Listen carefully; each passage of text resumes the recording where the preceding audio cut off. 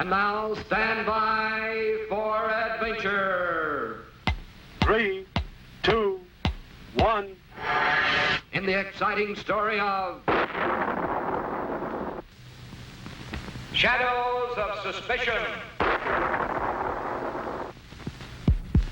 Bleep, Squeak, and Scratch spent many happy days at their home base on Earth, 00 Island. The Colonel kept busy with new experiments in his lab. Scratch spent many happy hours digging away in the garden, and Squeak played with his favorite toy, a little wooden puppet. Squeak loved this toy, perhaps because he himself was made of choice lumber. A block of delicate white pine for his head, and a board of sturdy oak for his body.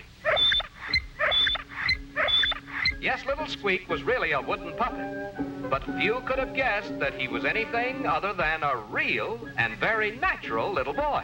For he certainly was full of mischief like most real little boys, as his friends knew too well.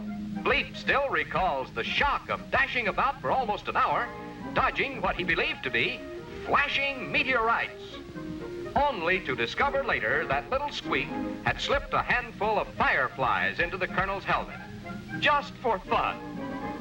Another time, Bleep awoke from a sound sleep to find himself covered with green and yellow spots, a sure sign of Futurian frog pox. But little Squeak knew that the colorful dots on the spaceman's helmet were just dabs of paint, for the puppet had put them there himself, just for fun. But it was poor Scratch, the good-natured caveman, who suffered most from this puppet trickery. More than once, his trusty wooden club had been nailed to the floor. And who can recall how many times a scrumptious coconut pie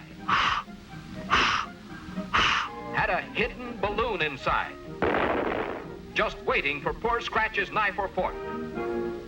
Squeak's favorite prank, however, was making shadow pictures on the wall by holding his fingers in front of a bright candle.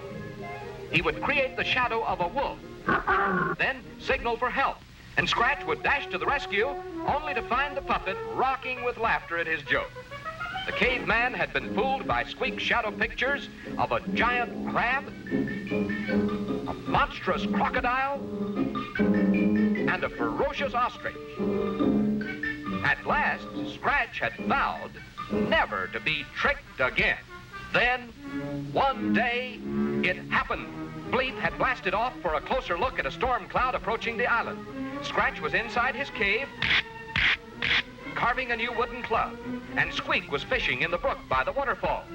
At the first raindrop, Squeak dashed for the nearby shelter of Scratch's cave. Now, no one had noticed that a giant tropical spider had just spun its huge web across the cave entrance, and poor Squeak ran smack into this deadly trap. Scratch looked towards the doorway to see the puppet snared in the giant web, but as he watched, the stormy sky outside made his poor struggling friend look like just another of Squeak's own shadow tricks.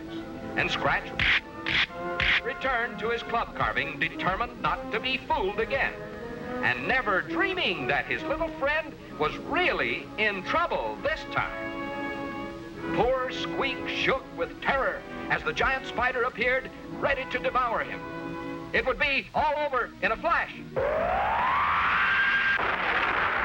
And it was, but the flash was from a powerful bolt of Bleep's futomic energy. Yes, the Colonel had returned just in time to save the puppet.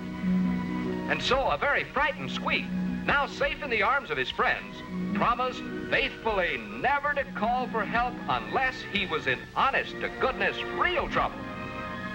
For now he knows that a foolish trick can sometimes cost a life.